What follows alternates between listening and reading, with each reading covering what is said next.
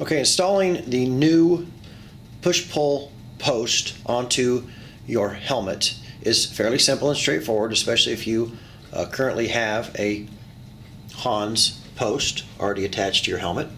So pretty straightforward. You're going to use the special tool that comes in your packet. In that packet you'll find a 4mm Allen wrench, the special tool, the post, a small screw, and a nut washer. And again, if you currently have a Hans post on your helmet, you won't need the nut washer. But take the tool and slip it up in between the padding on the helmet and the helmet shell itself. Okay, you can see how that's slipped up in there.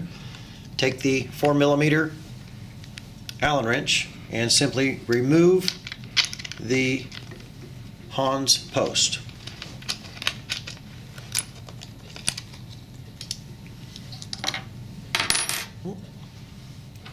You're going to take the push-pull post.